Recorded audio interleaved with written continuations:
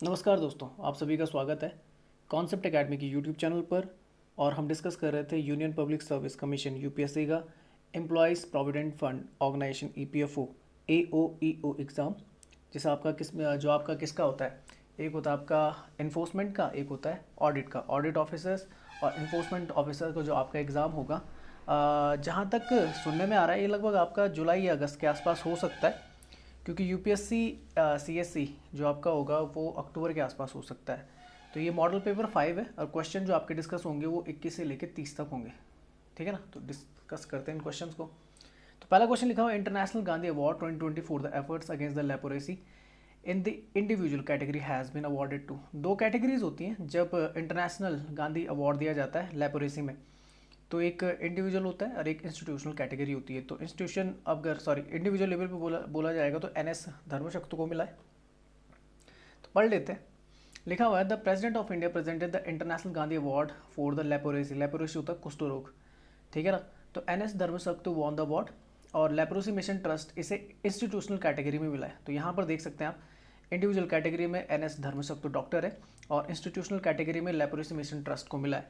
The institution has been tirelessly working for and with the people affected by the leprosy all over the या century. अच्छा, हिंदी में पढ़ सकते हैं। यहाँ पर बात करेंगे आपके डॉक्टर धर्मशक्तु। तो लिखा है, president Ramnath Kovind conferred the international Gandhi award for the leprosy on the February 6, 2020। पिछले साल दिया गया था। Award were presented to the Dr. N.S. Dharmashaktu in the individual category and the Leprosy Mission Trust in the institutional category. The International Gandhi Award for the Leprosy commemorate the compassion that Mahatma Gandhi possessed and his services toward the people with leprosy. कुष्ठ रोग के जो कौन होते थे, पीड़ित थे, उनके लिए गांधी जी ने बहुत, जब तक वो जीवित रहे तब उन्होंने काफ़ी सेवा की है। और इसी के आधार पर 1950 के आसपास क्या कर दिया गया था, आपका इंटरनेशनल गांधी लेप्रोसी या international Gandhi award for leprosy क्या हो गया था, आपका इंट्रोड्यूस हो गया था। The award aimed to recognize the outstanding working by the individual and the organization to fight leprosy and eliminate the prejudices associated with it. The International Gandhi Award for the Leprosy was constituted by the Gandhi Memorial Leprosy Foundation. याद रखना कौन सा foundation करता है, तो Gandhi memorial leprosy foundation. The foundation was established in the 1950. Since then, it has been leading the effort to completely eradicate the disease and the arrest the stigma surrounded it. अच्छा, बात करें तो लेप्रोसी की अगर बात करें तो इसमें आपका क्या होता है, आपका डिसफिगरिंग स्किन शोर देखने को मिलता है, आपके हाथ में कई सारे चकते पड़ जाते हैं, मसल वीकनिंग देखने को मिलती है, उंगलियां तक आपके हट जाती हैं। ठीक है ना, लॉस ऑफ द फीलिंग्स और आपका लम्स एंड द बम्स देखने को मिलता है। Leprosy primarily affect the skin and the peripheral nerve system को क्या करता है, हिट करता है।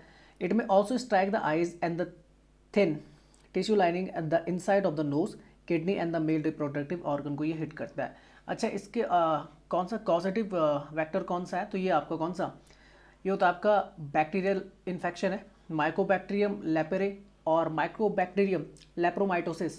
ये दो इसके लिए क्या आपके लेप्रोसी के क्या होते हैं, बोल सकते हैं कॉज है। अच्छा, बात करें तो यहाँ पर कौन कौन सा देखने को मिलता है, तो परमानेंट डैमेज देखने को मिलता है नर्व सिस्टम में, लेग्स में, आर्म्स में, नोज में। डिस्फिगरेशन देखने को मिलता है फेस में, मसल वीकनेस देखने को मिलता है, ब्लाइंडनेस हो जाता है आपका, और किडनी फेलियर हो जाता है। तो कई सारी चीज़ें आपको लेप्रोसी में देखने को मिलती हैं। लेप्रोसी जो डे, वर्ल्ड लेप्रोसी डे मनाया जाता है, तो इसका कोई फिक्स डे नहीं होता, मतलब कोई एक पर्टिकुलर डे नहीं है। ये आपका क्या होता है, लास्ट संडे को मनाया जाता है जनवरी में। ऐसे नहीं कि आपका 10 तारीख या 17 तारीख, इस तरीके से कुछ नहीं है। लास्ट संडे जनवरी का जो लास्ट संडे होगा उस दिन मनाया जाएगा। इस साल अगर 2021 में बात करें तो ये 31 जनवरी को था। अच्छा, इसी की तर्ज पे कन्फ्यूज़न मत करना, एक गांधी पीस प्राइज़ होता है, एक इंटरनेशनल गांधी प्राइज़ होता है, किसके, लेप्रोसी के लिए एक पीस प्राइज़ होता है आपका। 1995 में आपका क्या होता है, इंट्रोड्यूस हुआ था। फर्स्ट जो विनर थे वो जूलियस नैरेरे थे आपके, और लास्ट विनर जो अभी थे शेख मुजीबुर रहमान को मिला 2020 के लिए। तो अगर बात करें गांधी पीस प्राइज़ की तो उसके पूछे जाने के चांसेस काफ़ी हाई हैं इस बार। लिखा हुआ, award recognize their visionary leadership says the culture ministers, जो आपके कौन है, Praful Patel. The culture ministry on the Monday announces that the father of the nation of the Bangladesh, जिन्हें बंगबंधु बोला जाता है, जातिर पिता ऑफ द बांग्लादेश बोला जाता है, शेख मुजीबुर रहमान, जिनकी 100वीं जन्म शताब्दी थी। And the late sultan of the Oman Qaboos bin Said al Said, ये ओमान के क्या थे, आपके सुल्तान थे, ये भी पोस्टमसली इन दोनों को मिला है। Would be awarded the Gandhi peace prize in the 2020 and 2019। तो 2020 शेख मुजीबुर रहमान को मिला है और 2019 के लिए आपका कबूस बिन साइद अल सईद, शायद से 2019 में इनकी मृत्यु हुई थी। अच्छा next question, which of the following is not a criterion to become a member of the state legislative council. अच्छा कौन सा आपका मापदंड नहीं है, तो लिखा हुआ है ही और she must be the citizen of India, तो बिल्कुल है। ही और she must have the complete the age of the 35 years, नहीं 35 नहीं होती, मैं बता देता हूँ कि अगर कभी पूछा जाता है, देखो राइट टू वोट की अगर बात की जाएगी 18 है, 18 साल की उम्र में आपके दे सकते हैं, 18 साल कंप्लीट करने के बाद आपके दे सकते हैं, वोट कर सकते हैं। अगर पंचायती चुनाव है या आपके म्यूनसिपैलिटी के चुनाव है तो इसके लिए आपकी एज 21 चाहिए। उसके बाद अगर लोकसभा के चुनाव है या फिर आपके विधानसभा के चुनाव है लेजिस्लेटिव असेंबली के लिए, तो उसके लिए 25 साल चाहिए, क्योंकि आपके डायरेक्ट इलेक्शन होते हैं। अगर बात करें आपका विधान परिषद की और आपके राज्यसभा की, तो इसके लिए एज होती 30। तो यहाँ पे लेजिस्लेटिव काउंसिल की बात की गई तो 30 होती, ना कि 35, ठीक है ना। और अगर बात करता है प्रेसिडेंट या वाइस प्रेसिडेंट के लिए, तो उसके लिए आपकी एज कितनी होनी चाहिए, 35 होनी चाहिए, ठीक है ना। तो प्राइम मिनिस्टर या चीफ मिनिस्टर बनने के लिए एज 25 ही होती है, ठीक है ना। तो ये थोड़ा दिमाग में रखना। और अगर प्राइम जैसा आपका चीफ मिनिस्टर है तो कई जैसे 6 जगह पे आपकी क्या है, जैसे उत्तर प्रदेश हो गया, बिहार हो गया, आपका महाराष्ट्र हो गया, कर्नाटक हो गया, आंध्र प्रदेश और तेलंगाना, यहाँ पर आपकी क्या लेजिस्लेटिव काउंसिल है। और अगर मैं बात करूँ तो अभी फ़िलहाल में 3 ऐसे राज्य हैं जहाँ से आपके जो चीफ मिनिस्टर आते हैं वो लेजिस्लेटिव काउंसिल से आते हैं। तो ये थोड़ा दिमाग में रखना। जैसे आपके कौन हो गए, योगी आदित्यनाथ, तो ये आपके लेजिस्लेटिव काउंसिल से आते हैं, विधान परिषद से आते हैं, विधानसभा से नहीं आते हैं। वहीं अगर बात करें नीतीश कुमार की, बिहार के आपके सीएम हैं, तो ये भी आपके कहाँ से आते हैं, काउंसिल से आते हैं। और बात करें अगर आपके महाराष्ट्र के सीएम उद्धव ठाकरे की, तो वो भी कहाँ से आते हैं, काउंसिल से आते हैं। तो वहाँ पे क्राइटेरिया ये होना चाहिए कि अगर वहाँ से आप सीएम आते हैं तो कम से कम आपकी एज कितनी होनी चाहिए, 30 होनी चाहिए। तो जो आपका गलत हो जाता है ये वाला है। तीसरा पढ़ लेते हैं, he she must be registered as a voter in any parliamentary constituency. अच्छा एक और चीज़ है कि आप राज्यसभा के सदस्य या लोकसभा का कहीं से किसी भी क्षेत्र से बन सकते हैं। ऐसा नहीं कि आपका कोई यानी पर्टिकुलर क्या होना चाहिए, वो स्टेट होना चाहिए, होम स्टेट होना चाहिए, ऐसा कुछ नहीं है। अच्छा other as prescribed by the parliament from time to time, तो ये भी आपका सही है। चलिए देख लेते हैं।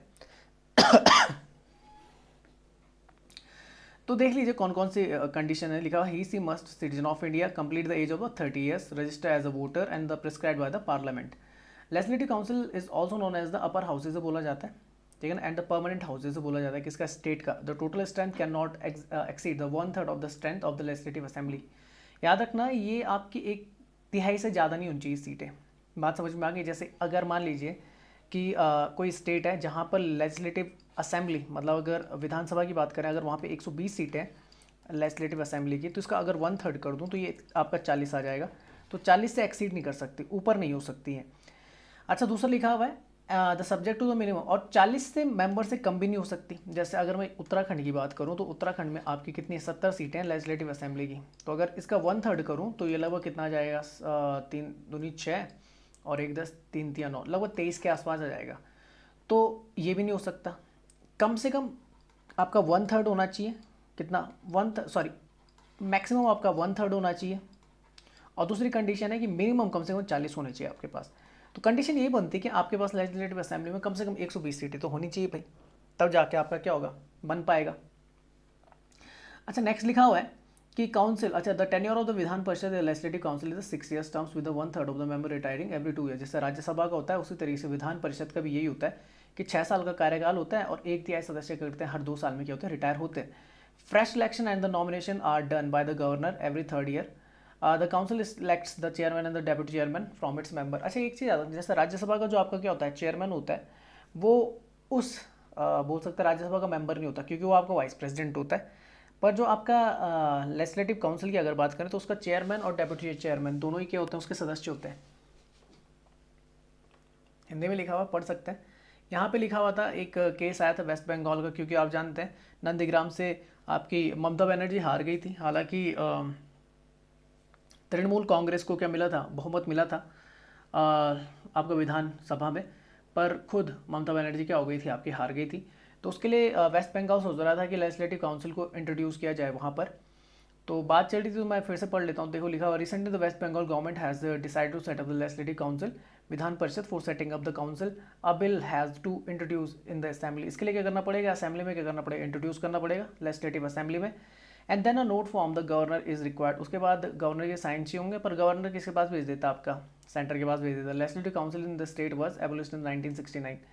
इससे पहले 1969 में की हुई थी, वहाँ पे एबोलिश कर दी गई थी। बेसिस ऑफ द फॉर्मेशन देखेंगे तो India has a bicameral system है। अगर सेंट्रल बेस पे देखेंगे 2 हाउसेज हैं आपके पार्लियामेंट के, वो होते हैं लोकसभा और राज्यसभा, दोनों ही क्या होते हैं आपके मैंडेटरी होते हैं। पर स्टेट के पास ऐसा कुछ नहीं है, मैंडेटरी नहीं होता कि उसको अपना क्या रखना है, लेजिस्लेटिव काउंसिल रखना है कि नहीं रखना, लेजिस्लेटिव असेंबली मैंडेटरी होती है। तो लिखा हुआ है just as the parliament has the 2 houses the state can also have the legislative council in the addition to the legislative assembly through the article 169। ये याद कर लेना, पेपर में पूछा जा सकता है।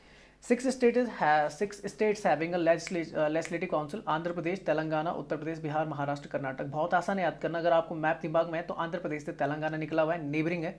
उत्तर प्रदेश से उत्तर प्रदेश से बिहार निकला हुआ है, सॉरी, उत्तर प्रदेश से बिहार निकला हुआ है। महाराष्ट्र के बिल्कुल नेबर आपका नीचे की तरफ जाएंगे तो कर्नाटक देखने को मिलेंगे। 6 के पास है। जम्मू कश्मीर के पास था, पर आपका जब से जम्मू कश्मीर री ऑर्गेनाइजेशन एक्ट आया था 2019 का, आपका अलग कर दिया गया था। जम्मू कश्मीर को आपका यूनियन टेरिटरी बना दिया गया था, और उससे लद्दाख को भी क्या निकाल के बाहर उसे भी यूनियन टेरिटरी बना दिया गया था।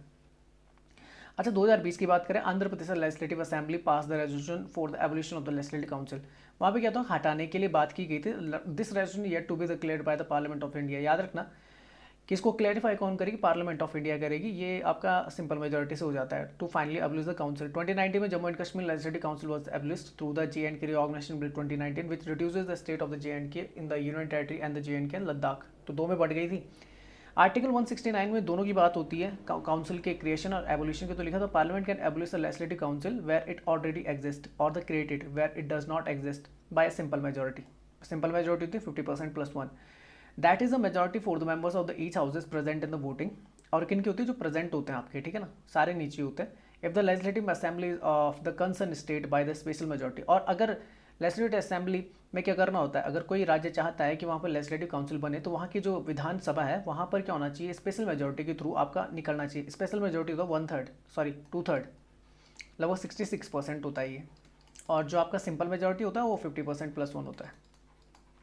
तो passes the resolution to that effect. तो दोनों जगह आपकी क्या चाहिए होती है, मेजॉरिटी चाहिए होती है। लेजिस्लेटिव असेंबली में आपका स्पेशल मेजॉरिटी के थ्रू, और आपका पार्लियामेंट में आपका सिंपल मेजॉरिटी के थ्रू आपका पास हो सकता है। अच्छा, सिंपल अगर स्पेशल मेजॉरिटी की बात करें तो majority of the total membership of the assembly ये होना चाहिए। Majority of the not less than the 2/3 of the voting members of the assembly present in the voting. याद रखना, कम से कम क्या होने चाहिए, आपके 2/3 आपके प्रेजेंट होने चाहिए उस टाइम पे। कंपोजिशन की अगर बात करें तो under the 171 article of the constitution the legislative council of the state shall not have the more than the 1/3 of the total strength. ये बता दिया मैंने, ऑफ द स्टेट। तो 1/3 से ज़्यादा नहीं हो सकते, और नॉट लेस देन द 40, 40 से कम नहीं हो सकते, और 1/3 से ज़्यादा नहीं हो सकते, बस इतना याद रखना। अच्छा, बात करें like the Rajya Sabha legislative council is a continuing chamber that is the a permanent body and is not subject to dissolution. इसका भी क्या नहीं होता, आपका डिसोल्यूशन नहीं होता, ये भी भंग नहीं होती आपकी। 6 साल का क्या होता है, परमानेंट आपका कार्यकाल देखने को मिलता है। The tenure of the member of the legislative council MLC जिसे बोला जाता है is a 6 year with the 1/3 of the member retiring every 2 years. Manner of election देखेंगे तो 1/3 of the MLC are elected by the state MLAs। जो आपके legislative assembly के जो आपके क्या होते हैं, ministry of the legislative assembly MLAs जो होते हैं विधायक, 1/3 तो वो चुन के देते हैं। तो याद रखना इनके पास पावर होती है। And the another 1/3 is special electorate comprising sitting member of the local government such as the municipality and district boards. तो 1/3 तो कहाँ से आ गया आपका, 1/3 आ गया आपका MLA के थ्रू, और 1/3 आपके क्या आगे लोकल जो बॉडीज होती हैं उनके थ्रू। तो ये हो गया आपका 2/3। 2/3 कंप्लीट हो गया, 1/3 बचा हुआ है। अब देख लीजिए, 1/12 आपके टीचर्स होते हैं इलेक्टोरेट जो आप, और 1/12 आपके ग्रेजुएट्स होते हैं उस स्टेट्स के। तो ये दोनों हो गए। तो 1/12 को अगर जोड़ दूंगा, तो 1/12 को अगर मैं जोड़ दूंगा तो ये हो जाता है आपका कितना, 2/12, और इसे लिखते हैं 1/6। तो 1/6 अगर हो गया तो 1/3 में 2 1/6 आते हैं। बात समझ में आ गई, 1/6 प्लस 1/6 1/3 होता है। तो 1/6 क्या हो गया, कंप्लीट हो गया। अब बचा कितना, 1/6। तो रिमेनिंग जो होता है वो गवर्नर के पास होता है। आसान है ना। देखो याद करने का तरीका, 1/3 आपका MLA के पास, 1/3 आपका किसके पास, लोकल जो बॉडीज़ होती हैं, हो गया। 1/12 टीचर्स ग्रेजुएट्स, और बाकी का जो बचा 1/6 वो किसके पास होता है, गवर्नर्स के पास होता है। गवर्नर कहाँ से लेता है भाई ने, तो लिटरेचर हो गया, science, art, cooperative movement and the social services से क्या कर सकता है, आपका अपॉइंट करवा सकता है, नॉमिनेट कर सकता है। अच्छा, अगर LC का अगर देखें राज्यसभा से कंपैरिजन, तो कुछ हद तक ठीक है, कुछ हद तक अंतर दोनों में देखने को मिलता है। तो लिखा हुआ the legislative power of the council are the limited. याद रखना इसके लिमिटेड होते हैं, unlike the Rajya Sabha which has a substantial power to save the non financial legislature. Legislative council lack a constitutional mandate to do so. Assemblies can override suggestion and the amendments made to the legislation by the council again unlike the Rajya Sabha MP, MLC can not vote in the election for the president and the vice president. याद रखना कि जिस तरीके से president और vice president के जो आपके इलेक्शन होते हैं उसमें क्या होती है, आपके राज्यसभा पार्टिसिपेट करती है विद द लोकसभा, और प्रेसिडेंट के इलेक्शन में तो आपका क्या होता है कि राज्यसभा, लोकसभा और जो क्या होती है आपकी लेजिस्लेटिव असेंबली होती है, वहाँ के क्या होते हैं आपके जो चुने हुए सदस्य रहते हैं वो पार्टिसिपेट करते हैं। हाँ, पर वाइस प्रेसिडेंट के टर्म में क्या होता है कि आपका केवल लोकसभा राज्यसभा पार्टिसिपेट करती है, तो ये आप याद करना। अच्छा, लेजिस्लेटिव पावर जो होती है काउंसिल के पास वो लिमिटेड होती है, राज्यसभा के पास क्या होती है, भरपूर होती है, लोकसभा के बराबर होती है। बस जो फाइनेंशियल मुद्दे होते हैं, ठीक है ना, फाइनेंशियल बिल होते हैं, उनके मामले में ज़्यादा पावर नहीं होती, बस इतना याद रख लेना आप लोग। The vice president is the Rajya Sabha chairperson while a member of the council itself is chosen as a council chairman. अच्छा, जैसे मैंने बताया था कि जो आपका क्या होता है उपराष्ट्रपति होता है वो राज्यसभा का क्या होता है पदेन सभापति होता है, हालांकि उसका वो मेंबर नहीं होता तो वोटिंग नहीं कर सकता, पर जो काउंसिल होती है उसके जो सदस्य होते हैं उन्हीं में से आपका चेयरपर्सन बनता है। रोल देखेंगे तो it can ensure the individual who might not be cut out for the election are able to contribute to the legislative process like the artist and the scientist. It can keep an eye on the hasty decision taken by the legislative assembly. चलिए next question पे चलते हैं। लिखा हुआ है which among the following state of the India does not have the bicameral system of the state legislature. तो ठीक है, बिहार में है भाई, महाराष्ट्र है, तेलंगाना है, गोवा में नहीं है। इसका आंसर सीधे बन जाएगा, पढ़ने की ज़्यादा जरूरत नहीं है, सारी चीज़ें मैं समझा चुका हूँ कि स्टेट लेजिस्लेचर आपका। अच्छा, मैं बताऊंगा पार्ट 6 आपका 168 टू 212 में आपका क्या आता है, ये बात करता है स्टेट लेजिस्लेचर्स की। स्टेट लेजिस्लेचर में दो आते हैं, एक होता है बाइकैमरल सिस्टम, एक आता है यूनिकैमरल। बाइकैमरल में आपके दो आते हैं, द्विसदनीय आती है, लेजिस्लेटिव काउंसिल और लेजिस्लेटिव असेंबली। जैसे इन 6 राज्यों में बिहार, कर्नाटक, महाराष्ट्र, उत्तर प्रदेश, आंध्र प्रदेश और तेलंगाना में। वहीं अगर यूनिकैमरल की बात करें, लेजिस्लेटिव केवल लेजिस्लेटिव असेंबली होती है, तो इन 6 को छोड़ के जितने भी आपके राज्य हैं वहाँ पर क्या होती है आपकी लेजिस्लेटिव असेंबली है। और दिल्ली और पुदुचेरी ये दो आपके क्या आती है, यूनियन टेरिटरीज आती है जहाँ पर लेजिस्लेटिव असेंबली आपको मिलती है। फिर मैंने बता दिया था 6 ईयर्स का आपका टर्म होता है, 1/3 ऑफ मेंबर के होते हैं रिटायर होते हैं हर 2 साल में। और जो आपका क्या होता है गवर्नर क्या करता है, ये सारी बात बता दी थी। आपका 1/3 एमएलए चुनते हैं, 1/3 आपके लोकल बॉडीज चुनती हैं, 1/12 आपके टीचर्स चुनते हैं, 1/12 आपके बोल सकते हैं स्टूडेंट चुनते हैं, और बाकी का रिमेनिंग जो 1/6 होता है वो प्रेसिडेंट चुनता है। सारी चीज़ें बता दी थी। अच्छा, लेजिस्लेटिव असेंबली की बात करें, लोअर हाउस बोला जाता है, टेम्परेरी हाउस होता है, डेजोल्यूट हो सकता है। बात करें तो total strength is the maximum 500। याद रखना किसी भी राज्य की जो लेजिस्लेटिव असेंबली मैक्सिमम हो सकती है 500 मेंबर्स की हो सकती है। अभी जो सबसे ज़्यादा वो किसकी, उत्तर प्रदेश की 400 है। मिनिमम जो होनी चाहिए वो 60 मेंबर्स की होनी चाहिए। The tenure of the Vidhan Sabha legislative assembly the 5 year and can be dissolved bye the governor before the expiration of the 5 years. The legislative assembly can legislate on the matter including the state list and the concurrent. अच्छा, legislative assembly का जिक्र किस में, तो state list और concurrent list दोनों मिलता है। Security deposit of the candidate of the legislative assembly, जब कोई उम्मीदवार उठता है तो उसका जो सिक्योरिटी डिपॉजिट है वो 10,000 रुपये का है, और schedule tribes and schedule caste के लिए 5,000 है। तो बोलते हैं ना जमानत जब्त होना, अगर आपको लगभग बोल सकते हैं 1/6 वोट नहीं मिले टोटल वोट का, अगर 1/6 वोट नहीं मिलता है तो आपकी जमानत जब्त हो जाएगी।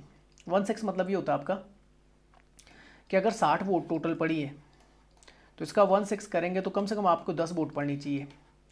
अगर 10 वोट से कम पड़ी, 9 पड़ी, तो आपकी जमानत जब्त हो जाएगी। पैसे क्या हो जाएंगे आपके, ब्लॉक हो जाएंगे, आपको वापस नहीं मिलेंगे।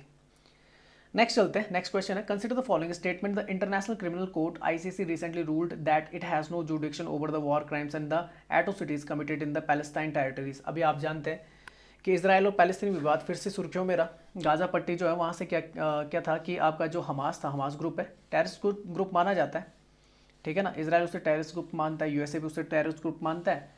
तो इन दोनों के बीच में काफ़ी जंग चल रही थी, ठीक है ना। आपका ईस्ट जेरूसलम जो वहाँ पर है, तो वहाँ पे जो मस्जिद है, अभी मैं नाम थोड़ा सा दिमाग से शॉर्ट हो गया, तो उसको लेकर विवाद चल रहा था। तो आईसीसी जो है वो जुडिक्शन में लाती है भाई क्राइम्स को, वॉर क्राइम्स को, एट्रोसिटीज़ को ये लाती है। तो ये आपका सही, ये आपका गलत हो जाता है क्योंकि यहाँ पे नो लिखा हुआ है। दूसरा लिखा हुआ है Israel is not a member of the international criminal court. बिल्कुल सही है, इसराइल मेंबर नहीं है किसका, आईसीसी का। तो आंसर बनता है आपका कौन सा सही है, सेकंड सही है कि इसराइल मेंबर नहीं है। अच्छा पढ़े तो लिखा हुआ है the international criminal court recently ruled that it has a जुडिक्शन over the war crime and the atrocities committed in the Palestine territories paving the way for the criminal investigation over the Israel action. आप जानते हैं कि Israel का जो iron Dom था, जो आपका क्या एंटी मिसाइल डिफेंस सिस्टम है, उसको इस्तेमाल कर रहा था हमास के खिलाफ, जो आपका गाजा पट्टी की तरफ है, ठीक है ना। और हमास को सपोर्ट होता है किसका, ईरान उसे सपोर्ट करता है। और पैलेस्तीन उस मुद्दों को कई बार क्या करता है, यूएन की जो आपकी क्या है जनरल असेंबली, वहाँ पे मुद्दे को उठाता है। उसने अभी क्रिटिसाइज़ भी किया इंडिया को, इंडिया ने बोल के हमारा पक्ष नहीं लिया। इंडिया ने क्या किया, इसे न्यूट्रल रहे, ना ही उसने इसराइल को सपोर्ट किया ना ही उसने पैलेस्तीन को सपोर्ट किया। उसने सपोर्ट जिसको करता है वो करता है टू नेशन थ्योरी को, कि दोनों को क्या मिलना चाहिए, अपना देश मिलना चाहिए। जैसे said that the decision was based on the jurisdictional rules in its founding documents and does not imply any attempt to determine the state or the legal borders. अच्छा, what has the ICC said, क्या बोला हुआ है? It ruled that the Palestine is a state partially to the Rome Statute. अच्छा, ये रोम statute देखने को मिलता है, ये आपका क्या है, ट्रीटी है, रोम ट्रीटी, जिसके थ्रू ICC फॉर्म हुआ था 2002 में। It ruled that the Palestine qualifies as the state on the territory in which the conduct in the question occurred and that the court jurisdiction extend to the East Jerusalem को लेकर विवाद है। ये बहुत ही important जगह है। Al-Aqsa मस्जिद, हाँ शायद से अल-अक्सा मस्जिद है, अल-अक्सा, अब थोड़ा दिमाग में आ गया, अल-अक्सा मस्जिद को लेकर है विवाद। वहाँ पर क्या ईस्ट जेरूसलम जो है वो पवित्र स्थान माना जाता है, ज्यूज़ के लिए भी, आपका मुस्लिम्स के लिए भी, और आपका जो कौन है क्रिश्चियनिटी के लिए भी माना जाता है। ठीक है ना, इसके लिए इससे रिलेटेड मैंने एक वीडियो बना रखी है आपका इजराइल पैलेस्तीन विवाद से रिलेटेड, तो आप उसे देख सकते हैं। और वेस्ट बैंक और गाज़ा में पैलेस्तीन आबादी रहती है, आपकी अरबिक आबादी रहती है, मतलब मुस्लिम रहते हैं वहाँ पे। रिस्पॉन्स बाय द इसराइल, तो इसराइल ने विरोध ही किया obviously. Israel is not a member of the ICC as the non member it can not appeal the recent ruling but its attorney general has the urged all along that the only a sovereign state can delegate the authority to the ICC and that the areas in the question were not in the Palestine sovereign states. अच्छा, आगे चलते हैं, about the ICC पढ़ लेते हैं। तो लिखा हुआ था international criminal court ICC located in the Hague, इसका हेडक्वार्टर द हैग में मिलेगा, ये आपका क्या है, नीदरलैंड में। ठीक है ना, नीदरलैंड में, नीदरलैंड आपका फ्रांस के ऊपर है।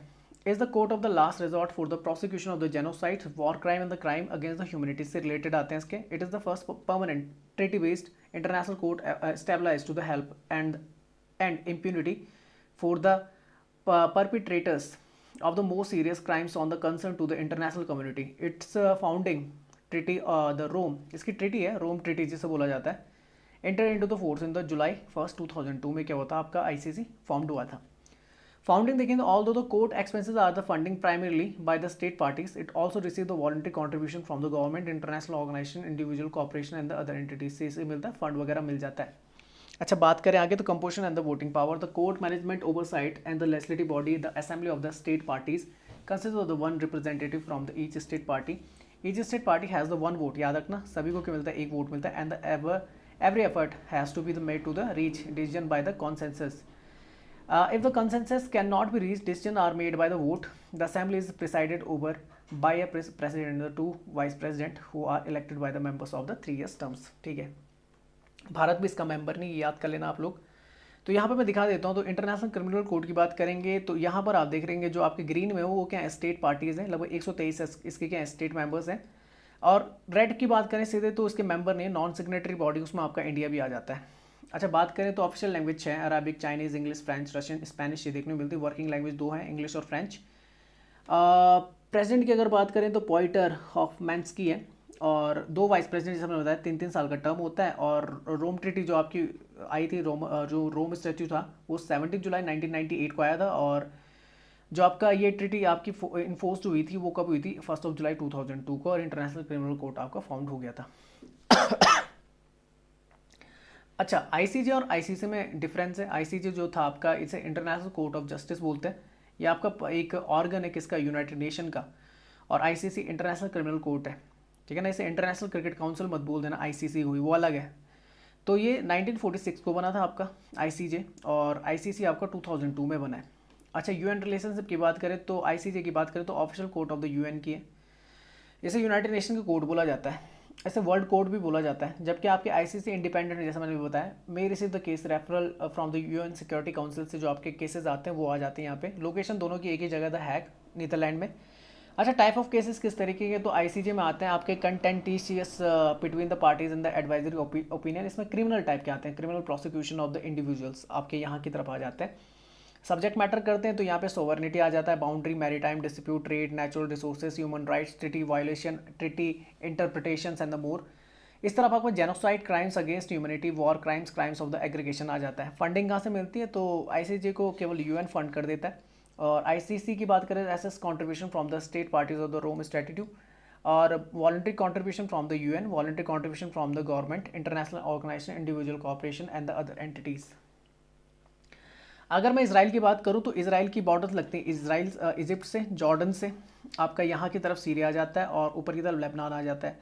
ये वेस्ट बैंक वाला जो पार्ट है यहाँ पे पैलेस्तीनी आबादी रहती है। गाज़ा में आपका हमास पैलेस्तीनी रहते हैं और ये गोलान हाइट्स ये सीरिया का पार्ट था एक टाइम पे। पर जब आपकी सिक्स डे वॉर होती है 1960 के आसपास, 60 के आसपास, तो गोलान हाइट पे जो कब्जा मार रखा है वो इसराइल ने मारा हुआ है। और गोलान हाइट का जो नाम था ये डोनाल्ड ट्रंप के नाम पे रख दिया गया है इसराइल के द्वारा, ठीक है ना। काफ़ी ज़्यादा सपोर्ट मिलता था इसराइल को डोनाल्ड ट्रंप की तरफ से।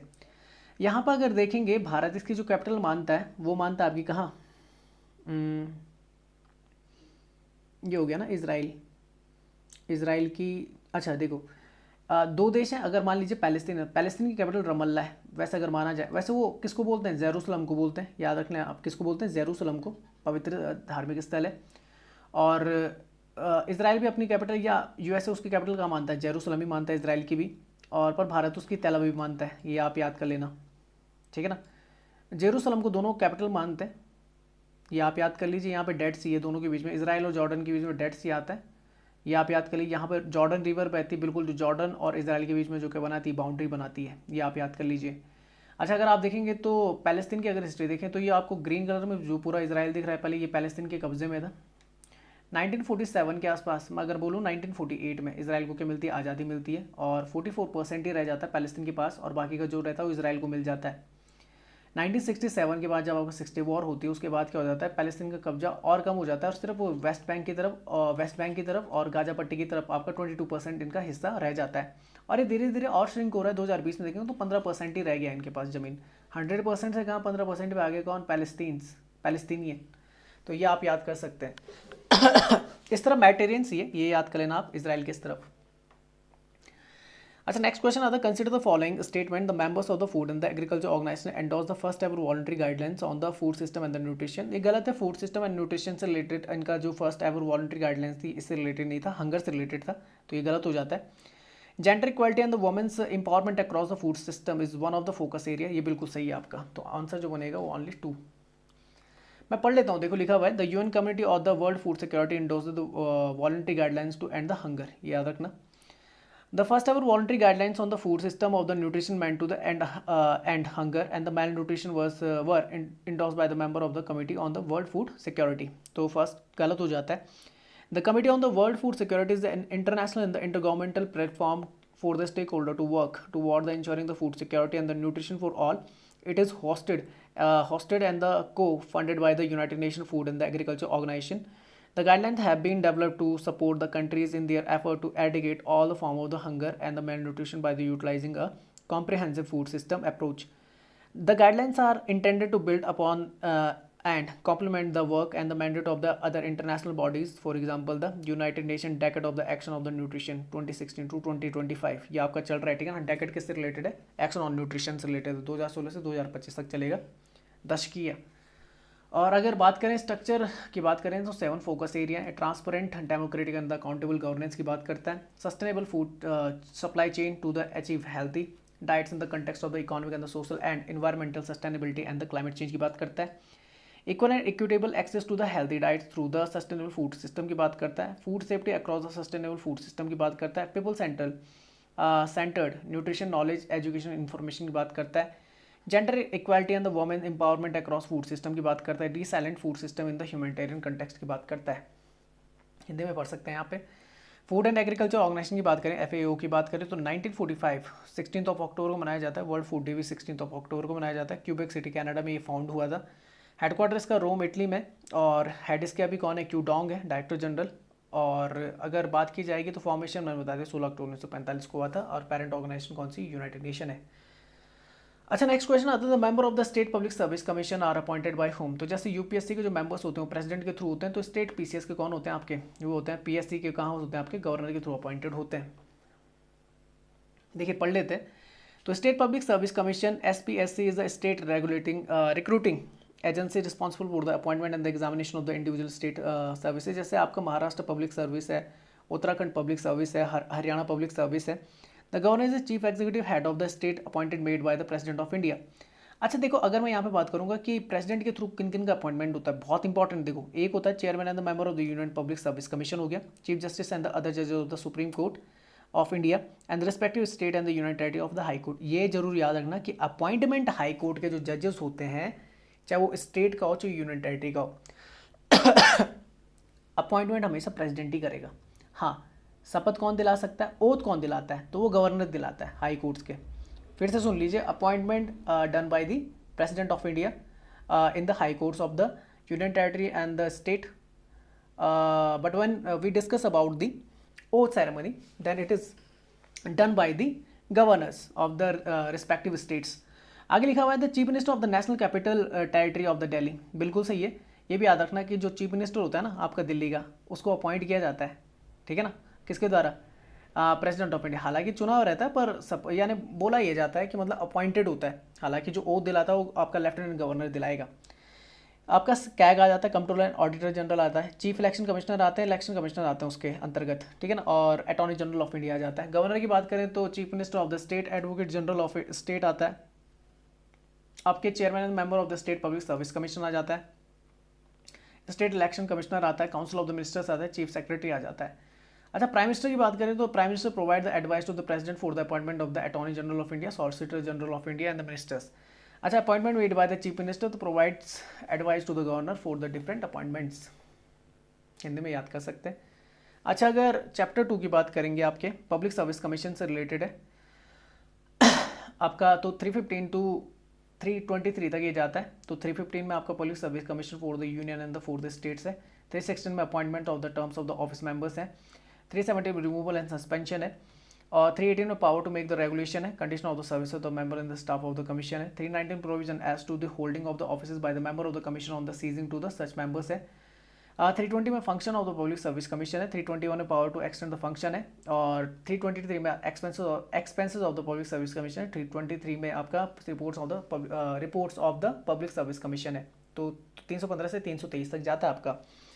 अच्छा, नेक्स्ट क्वेश्चन है the article 263 provide the inter state council which of the following are the member of the such council. Prime minister होता है, गवर्नर नहीं होते। स्टेट्स के जो आपके मेंबर होते हैं वो सीएम होते हैं, ये आप याद कर लेना। चीफ मिनिस्टर होते हैं स्टेट्स के, मैंने बता दिया। और administrator of the union territory, जहाँ पर आपका क्या नहीं होता, मान लीजिए सीएम नहीं होता, जैसे आपका लक्षद्वीप हो गया, आपका दादर नगर हवेली हो गया, अंडमान निकोबार हो गया, तो यहाँ से जो आपके लेफ्टिनेंट गवर्नर होते हैं, एडमिनिस्ट्रेटर होते हैं, ये क्या करते हैं, पार्टिसिपेट करते हैं, ठीक है ना।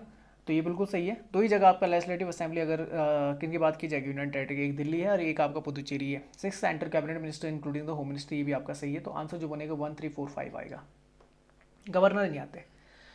तो पढ़ लेते, देखो लिखा हुआ है द आर्टिकल 263 प्रोवाइड, याद रखना 263 जो आपका सेंटर स्टेट रिलेशन से रिलेटेड है, इंटर स्टेट काउंसिल से रिलेटेड है। तो provide for the establishment of the inter state council to facilitate the coordination between the centre and the state, the member of the inter state council.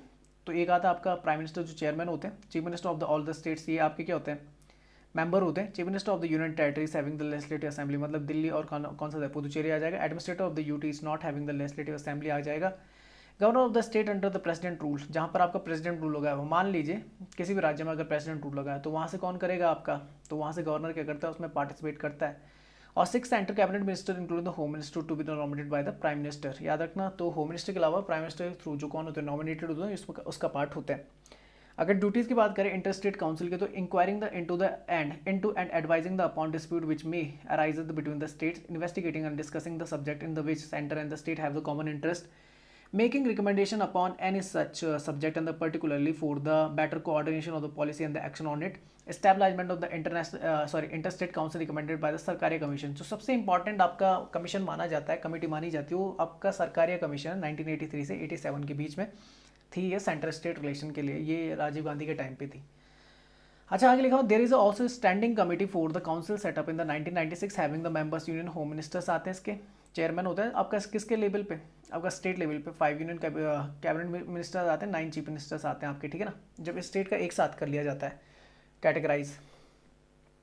तो यहाँ पर देख लीजिए कुछ आपकी कमिटीज़ हैं जो आपको पढ़नी चाहिए, क्योंकि अगर यूपीएससी लेवल का अगर आपका पेपर है, चाहे वो ईपीएफओ क्यों ना हो, तो आपको ये कमिटीज़ पढ़नी चाहिए।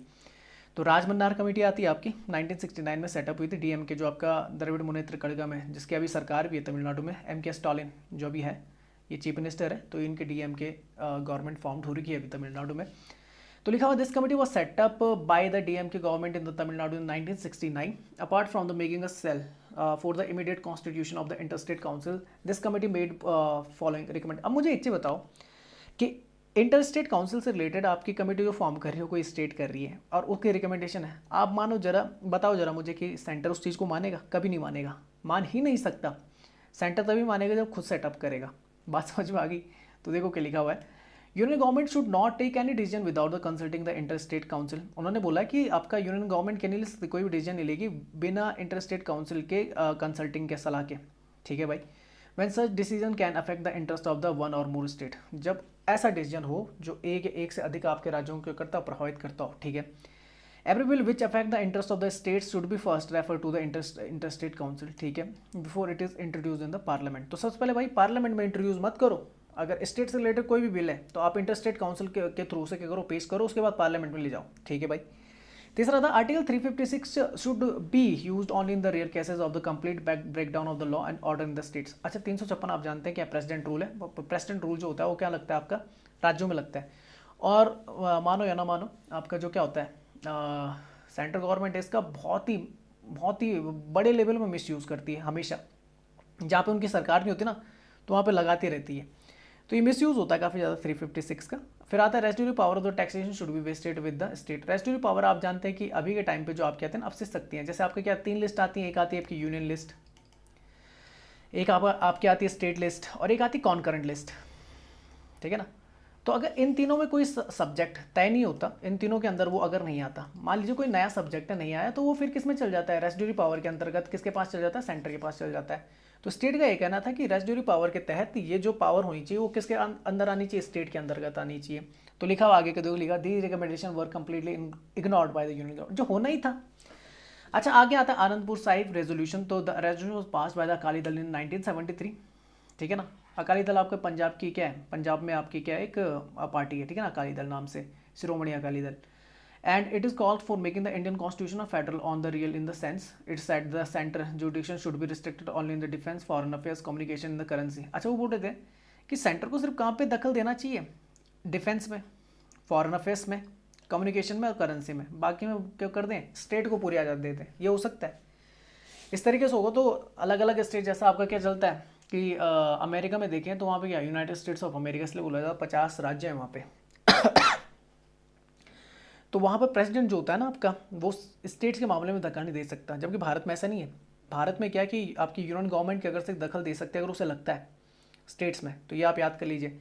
All the remaining and the residuary power should be vested in the state. उन्होंने वही बोला कि जितनी भी आपकी क्या है रिमेनिंग पावर है, ये रेजिड्यूरी पावर आपसे शक्तियाँ आती है, अगर जिनका जिक्र आपका यूनियन लिस्ट, स्टेट लिस्ट और कॉन्करेंट लिस्ट में नहीं है ना, तो वो रेजिड्यूरी पावर में आ जाएगा। और वो किसके अंदर होनी चाहिए, स्टेट्स के अंदर होनी चाहिए। All state should have the equal authority at the centre. ठीक है, आगे चलते हैं। फिर आता है भाई वेस्ट बंगाल मेमोरेंडम आता है। ये तो सबसे मैं बोल सकता हूँ इस तरीके का था कि मतलब ही नहीं, कोई भी यूनियन गवर्नमेंट कितनी भी बेहतर हो वो मान ही नहीं सकती थी। ठीक है ना। तो लिखा हुआ the communist government in the waste Bengal publish the memorandum in the 1977 and sent it to the central government. It made the following demands. एक सेकेंड है, रुकना है। हाँ, मैं कहाँ पे था, हाँ। तो देखो 1977 में क्या होता है, वेस्ट बंगाल में उस समय कम्युनिस्ट गवर्नमेंट रहती है। अभी तो आप जानते हैं कि टीएमसी है, तृणमूल कांग्रेस है। तो वो सेंड करती है सेंट्रल गवर्नमेंट को। It made the following demands. क्या रहता है देखो, पहले बार replace the word union in the constitution with the federation. Union का मतलब जानते हैं कि कॉन्स्टिट्यूशन में बोला गया है कि India is the union of the states. ठीक है ना, राज्यों का क्या एक संघ है, तो उसको फेडरेशन में बदलो बोल के। और आप जानते हैं कि हमारा जो कॉन्स्टिट्यूशन है वो क्वासी फेडरल सिस्टम पे काम करता है। क्वासी फेडरल होता है अर्धसंघीय। अर्धसंघीय में ये होता है कि जो आपकी पावर होती है डिस्ट्रीब्यूटेड तो है स्टेट और सेंटर के बीच में, जैसा आपका देखने को मिलता है कहाँ पर, अमेरिका में पावर डिस्ट्रीब्यूशन है। पर जो क्या होती है, जो ज़्यादा शक्तियाँ वो किसके अंतर्निहित है, तो वो है आपके सेंटर के अंतर्गत। तो फेडरेशन का मतलब ये हो जाएगा कि जो पावर होंगी वो बराबर आ जाएंगी। ठीक है ना, मतलब यूनियन का जो हस्तक्षेप होगा वो स्टेट के मामले में बहुत ही कम हो जाएगा या ना के बराबर हो जाएगा। तो ये तो मान नहीं सकती थी सेंट्रल गवर्नमेंट। दूसरा आता है confine the जुडिक्शन of the centre in the matters of the only defence, foreign affairs, currency, communication, the economic coordination. वही बोला जो भाई आपका कौन बोल रहा था, शिरोमणि अकाली दल जो बोल रहा था वही बोला जा रहा था। तो इसको भी मानने से उन्होंने इनकार कर दिया था। All other subject including the residuary should be vested in the state. ये भी मानने से तो मतलब ही नहीं कि रेजिड्यूरी पावर स्टेट्स के पास आ जाए और सेंटर देखता रहे। ठीक है। रिपील द आर्टिकल 356, 357 एंड 360 जो आपका किससे रिलेटेड है, आपका एक तो 356, 357 आपका किससे रिलेटेड, प्रेसिडेंट रूल से रिलेटेड है। 360 आपका किससे है, इकोनॉमिक जैसे बोलते हैं फाइनेंशियल आपका क्या इमरजेंसी रिलेटेड है, तो ये मानने से भी आपका क्या कर दिया था, मना कर दिया था। State consent the should be made the obligatory for the formation of new state and the reorganisation of the existing states. अच्छा, इन्होंने बोला कि सेंटर क्या करेगा, अगर न्यू स्टेट फॉर्मेशन करना है तो इसमें स्टेट का कंसेंट बहुत जरूरी है, तो ये भी मानने से मना कर दिया था। Of the total revenue raise by the central government from the all the sources 75% should be allocated to the state, ये भी मानने से मना कर दिया। अभी आप जानते हैं कि आपका क्या होता है, फाइनेंस कमीशन बनता है, और फाइनेंस कमीशन जो अभी है आपका 15th फाइनेंस कमीशन है, जिसके आपके कौन थे अभी, एन के सिंह हेड थे ना। तो इसकी रिकमेंडेशन आ चुकी है और ये 2025-26 तक आपका क्या रहेगा, काम करेगा। इसके तहत आपका जो टैक्सेस का क्या डिस्ट्रीब्यूशन है वो स्टेट्स को कितना होगा, 41% होगा।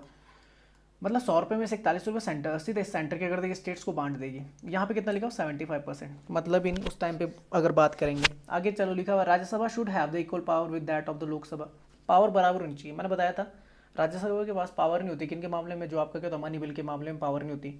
लोकसभा के पास पूरी पावर होती है मनी बिल की, तो वहाँ पे वो चाहते थे राज्यसभा के पास भी इस मामले में क्या हो, पावर हो। अच्छा नेक्स्ट है, तो ये मानने से मना कर दिया था। There should be the only the central and the state services and all India services should be abolished. ये ऑल इंडिया सर्विसेज में आपका IAS IPS और IFS आता है, इंडियन जो आपका फॉरेस्ट सर्विसेज आती है। तो ऑल इंडिया सर्विसेज क्या होती हैं कि सेंट्रल गवर्नमेंट क्या करती है, उन्हें नियुक्त करती है अलग अलग राज्यों में, और किसी भी राज्य में क्या कर सकती है, उन्हें नियुक्त कर सकती है। तो इन्हें हटा दो बोल के, या तो सीधे सेंट्रल की होंगी, सेंट्रल की जो होंगी जो सर्विसेज होंगी जो बोल सकते हैं आपका यूनियन पब्लिक सर्विस के अंतर्गत आएंगी, वो सेंटर में काम करेंगी, और स्टेट के अंदर जो आपका आता है स्टेट पब्लिक सर्विस कमीशन आता है, वो स्टेट में काम करेंगे। तो इसको भी मानने से क्या कर दिया था, मना कर दिया था। Obviously, these were the radical demands, and thus the memorandum went to the great dustbin of the central government. माने तो ये आपका चला नहीं। तो सबसे ज़्यादा जो इंपॉर्टेंट वो माना जाता है आपका सरकारिया कमीशन। क्यों माना जाता है, क्योंकि भाई सेंट्रल गवर्नमेंट ने खुद से इंट्रोड्यूस किया था। तो लिखा हुआ justice RS Sarkaria commission was appointed in the June 1983 and had the presented its reported to the Rajiv Gandhi, क्योंकि 1983 में, हालांकि ये इंदिरा गांधी के टाइम पे बना था, पर आप जानते हैं 84 में उनकी क्या हो गई थी, हत्या कर दी गई थी। तो इसने अपनी रिपोर्ट सबमिट की थी 1987 में राजीव गांधी गवर्नमेंट को। This commission did not favour any structural changes and regarded the existing constitutional arrangement should sound. It is stressed on the cooperative federalism and noted that the federalism is more a functional arrangement for the cooperative action than a static institutional concept. It stated that the strong center is essential to safeguard the national unity. इन्होंने साफ बोला कि भाई अगर centre strong नहीं होगा ना, तो नेशनल यूनिटी के लिए क्या हो सकता है, खतरा हो सकता है, एकता के लिए, राष्ट्रीय एकता के लिए खतरा हो सकता है। इसलिए बहुत जरूरी है कि आपका सेंटर क्या हो, आपका मजबूत हो। And the integrity and the rejected the demand for the curtailing the power of the center at the, और वही था कि स्टेट्स के द्वारा जो बोल सकते हैं कि जो सेंटर की पावर थी उन्हें कर्टेल करने से इसने बिल्कुल क्या कर दिया था, मना कर दिया था। आगे लिखा at the same time it did not equate strong center with the centralization of the power because over centralizations lead to the blood pressure at the center and the anemia at the periphery. अच्छा लिखा होता other की recommendation, अब कौन कौन सी recommendation थी ये पढ़ लेते थे। Setup a permanent in the state council called the inter governmental council under the article 263 of the constitution, जो आप पढ़ते हैं आज की डेट में, इसी का क्या है, फॉर्मेशन है। याद रखना इंटर स्टेट काउंसिल की अगर बात की जाए कॉन्स्टिट्यूशनल बॉडी, क्योंकि आर्टिकल 263 के थ्रू ये आपका आता है। आगे लिखा हुआ है जो सही बात है कि use of the article 356 is extreme cases and only as a last resort, कि जो आपका प्रेसिडेंट रूल होता है 356 का, उसका जो आपका हो यूज़ हो वो रेयर केसेस में होना चाहिए, जहाँ पर आपकी मेजॉरिटी में नहीं है, और लास्ट ये आपका चांस होना चाहिए लगाने का। नेक्स्ट लिखा further strengthen the all India services and the add the more services to them. Residuary power of the taxation should be continue to be the with the centre. Residuary power किसके अंतर्गत रहेंगी, केंद्र के अंदर, while the other residuary power should be placed in the concurrent list, और अगर कुछ और रहती तो उन्हें कॉन्करेंट लिस्ट में डाल दीजिए अगर उस स्टेट के फेवर में है। अच्छा, president should communicate reasons to state government when he withhold assent to the bills of the state legislature। तो क्या कर सकता है गवर्नर, क्या कर सकता है, प्रेसिडेंट क्या करता है, कम्युनिकेट कर सकता है किसी भी बिल से रिलेटेड। याद रखना कि अगर किसी भी राज्य की जो आपकी क्या होती है असेंबली होती है, वहाँ पर अगर कोई बिल पेश होता है, हालांकि उस पर साइन जो होते हैं, याद रखना रिसीव तो गवर्नर करता है, पर उसमें क्या होनी चाहिए, मान लीजिए कि आपका जो असेंट होना चाहिए वो किसका होना चाहिए, आपका प्रेसिडेंट का होता है, ये आप याद कर लीजिए। Rename the national development council as the national economic and development council, इसका नाम बदलने की सिफारिश थी। आगे लिखा हुआ है fresh constitution of the zonal council, zonal council को फॉर्म करना था। अभी जो आपके हैं वो 5 हैं, ठीक है ना। और एक छठवीं जो आती है आपकी नॉर्थ ईस्ट स्टेट से रिलेटेड है, to promote spirit of the federalism. एक दिन लाऊंगा जोनल काउंसिल से रिलेटेड एक टॉपिक जरूर लेके आऊँगा, ठीक है ना, बीच में, क्योंकि ये लेक्चर काफ़ी ज़्यादा बड़ा हो जाएगा, इसलिए जोनल काउंसिल के बारे में लेके नहीं आया। इसका जो आपका याद रखना कि जोनल काउंसिल को जो आपका चेयरमैन होता है वो हमेशा कौन होता है, आपका प्राइम मिनिस्टर होता है, पर इसे हेड ऑन करने के लिए कौन जाता है, होम मिनिस्टर जाता है, ये आप याद कर सकते हैं। Central should continue to have the power to deploy the armed forces without even consent of the state. However, there should be the mechanism to the consult of the state. याद रखना है कि जो आपकी क्या होती हैं, सेंटर जो आपकी क्या होती हैं, सेंट्रल फोर्सेज होती हैं, आर्म फोर्सेज होती हैं, उनको डिप्लॉय किया जा सकता, किसी भी स्टेट में कर सकती है। यहाँ पर किसी भी तरीके से स्टेट की कंसल्टेंसी की कोई ज़रूरत नहीं, सलाह की ज़रूरत नहीं है। Centre should consult the state before the making a law on the concurrent. बिल्कुल सही है कि सेंटर को क्या करना चाहिए, स्टेट के साथ डिस्कस करना चाहिए समवर्ती सूची के विषयों पर। The constitution should be amended to provide the for the consultation with the chief minister in the appointment of the state governor. कि भाई क्या करना चाहिए कि जहाँ जिस राज्य में आप गवर्नर भेज रहे हैं तो चीफ मिनिस्टर के साथ बात कर लो बोल के। Corporation tax should be included in the shareable pool. It was not there at that time. Governor should not be able to dismiss the council of the minister as long it command the majority in the state assembly। ऐसा नहीं होगा कि किसी राज्य में किसी party को क्या मेजॉरिटी और गवर्नर वहाँ पे क्या कर रहा है, डिसमिस कर रहा है काउंसिल ऑफ मिनिस्टर्स को। Governor term should be fixed to 5 year, जो है नहीं, याद रखना है। ये कई लोगों को भरम है कि गवर्नर का जो क्या होता है, आपका स्टेट गवर्नर जो होता है आपका, उसका जो टर्म होता है फिक्स्ड होता है। फिक्स्ड नहीं होता है, वो पूरी तरीके से ना प्रेसिडेंट के अंदर आता है। प्रेसिडेंट उससे कभी भी क्या कर सकता है, अपॉइंट कर सकता है, कभी भी बाहर निकाल सकता है। और प्रेसिडेंट किसके बोलने पे करेगा, तो वो एडवाइजेबल होता है प्राइम मिनिस्टर एंड उसकी काउंसिल के थ्रू। तो फिक्स टर्म नहीं होता गवर्नर का, याद रखना है। सिर्फ फिक्स टर्म किसका होता है, प्रेसिडेंट का होता है, वाइस प्रेसिडेंट का होता है। यहाँ तक कि चीफ मिनिस्टर क्या बोलते हैं, प्राइम मिनिस्टर का भी नहीं होता, ठीक है ना। प्राइम मिनिस्टर किसी दूसरे को बनाया जा सकता है अगर, या चीफ मिनिस्टर दूसरे को बनाया जा सकता है। तो लिखा and it should be disturb except for the some extremely compelling reasons. No commission of the inquiry should be set up against the minister in the state unless the demand is made by center. Should levy the charges on only for the specific purpose of the strictly limited period. आगे लिखा हुआ है the commission found division of the function between the finance commission and the planning commission reasonable and the recommendation their continuation. Steps should be taken to the implement 3 language formula की बात की थी। 3 language था, English, Hindi और जो local language आती है, तो ये भी याद करना है। 3 लैंग्वेज फार्मूला जो सरकारी कमीशन। No autonomy for the radio and the television. Autonomy देने की बात नहीं थी कि एक छत्रराज नहीं होना चाहिए, but decentralization in their operation. No change in the role of the Rajya Sabha and the central power to reorganize the state. The commissioner for the linguistic minorities should be activated. In summary, Sarkari Commission did not suggest any drastic changes in the federal system, but favored several changes to remove the irritant the central state relation. तो ये आपका काम कर गया था, इसलिए सरकारी commission ज़्यादा पूछा जाता है 1983 का, जिसने अपनी रिपोर्ट 1987 में सबमिट की थी। अच्छा, एक MM पुंची कमीशन आता है, रिसेंट का ही है आपका। यूपीए की जो गवर्नमेंट थी 2007 में इसने इसे फॉर्म किया था और इसने अपनी रिकमेंडेशन 2010 में दे दी थी। क्या क्या बोला भाई, तो उन्होंने बोला there should be the consultation process between the union and the state via the interstate council for the legislation on the concurrent subject. बिल्कुल सही। दूसरा आता है regarding the state bills the president pocket veto is baffling. इसका इस्तेमाल नहीं किया जाएगा पॉकेट वीटो का। जैसे प्रेसिडेंट क्या करता है, जो आपके सेंटर से रिलेटेड बिल होते हैं उन्हें क्या कर देता है, पॉकेट में डाल देता है। तो पॉकेट वीटो का इस्तेमाल नहीं करेगा। पर मैं एक चीज़ बताऊँ कि जैसे आपने देखा होगा कि जब रिकन्सिडरेशन के लिए भेजा जाता है आपका, जैसे मान लो लोकसभा में पास हुआ, राज्यसभा में पास हुआ और बिल को प्रेसिडेंट के पास भेजा गया, उसने रिकन्सिडर के लिए भेजा उसे, तो एक ही बात भेज सकता है, एक ही बार वो क्या कर सकता है, वापस पार्लियामेंट को भेज सकता है। पार्लियामेंट उसमें अमेंडमेंट करे या ना करे। अगर वो एक दूसरी बार प्रेसिडेंट के पास जाता है तो प्रेसिडेंट को उस पर साइन मारना क्या होता है, अनिवार्य हो जाता है। पर राज्यों के केस में ये नहीं है। राज्यों के केस में क्या है कि अगर कोई बिल है राज्य का है और वो किसके पास जाता है, गवर्नर पास जाता है, तो गवर्नर असेंटमेंट के लिए कहाँ लेके जाता है, प्रेसिडेंट के पास लेके जाता है। प्रेसिडेंट उसे कितने भी टाइम वापस वो उस राज्य की असेंबली में भेज सकता है कि भाई इसमें चेंजेस लाओ, कितने भी टाइम। जबकि ये सेंटर केस में कितना है, केवल एक बार, दूसरे टाइम उसे साइन मारना अनिवार्य हो जाता है। तो पॉकेट वीटो का इस्तेमाल क्यों करेगा बेचारा। तो लिखा is baffling because no communication is given to the state when the president decide to withhold the assent. This should end there should be the reasonable time 6 months in which the president communicate his decision. The treaty making powers of the union should be regulated and the state should get the greater participation in the treaties where the interests of the state are involved. Governor should get the clear guidelines for the appointment of the chief minister so that he does not misuses his discretionary power in this context.